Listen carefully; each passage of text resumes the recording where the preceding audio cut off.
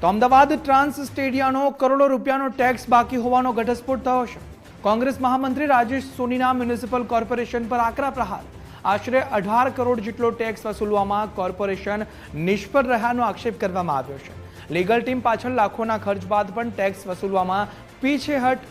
Tax ન ચૂકવનારા સામે કોર્ટમાં કેસ કેમ ન કરાયો તેવા સવાલો પણ ઉઠી રહ્યા છે। કડકાઈ દાખવતી મ્યુનિસિપલ કોર્પોરેશન ટેક્સ વસૂલવામાં કેમ ચૂપ છે? ટ્રાન્સ સ્ટેડિયા પાસેથી તાત્કાલિક બાકી ટેક્સની રકમ વસૂલવાની ઉગ્ર માંગ પણ ઉઠવા પામી છે।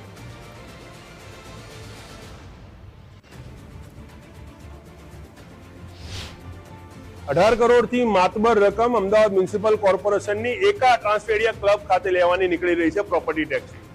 2018 થી સતત એનો ટેક્સ બાકી ચાલી રહ્યો છે અને અમદાવાદ મ્યુનિસિપલ કોર્પોરેશન જે છે એ મૂક બધિર બનીને બેઠી છે। માન લો કોઈ લીગલ કેસ કોર્ટમાં ચાલતા હોય તો અમદાવાદ મ્યુનિસિપલ કોર્પોરેશનની લીગલ ટીમ શું કરી રહી છે? જો કોઈ ગરીબ પોતાનું મકાન બચાવવા માટે કે આવડે તલાવડીનો ઇસ્યુ તો ઝૂંપડાઓ બચાવવા માટે કોર્ટમાં જાય તો પહેલી બીજી મુદતમાં કેસ વિડ્રો થઈ જાય અને અહીંયા આગળ આટલા લાંબા સમયથી કોર્ટ મેટર ચાલી રહી છે અને 18 કરોડથી વધારે જો ટેક્સનું લેણું નીકળતું હોય તેવા સંજોગોની અંદર અમદાવાદ મ્યુનિસિપલ કોર્પોરેશન શું કરી કે એનું લીગલ સેલ શું કરી રહ્યું છે? એટલે તાત્કાલિક ધોરણે આવી વસૂલાત જે કરવી જોઈએ અને કાયદા મુજબ જે પણ કાર્યવાહી થતી એ પણ કરવી જોઈએ।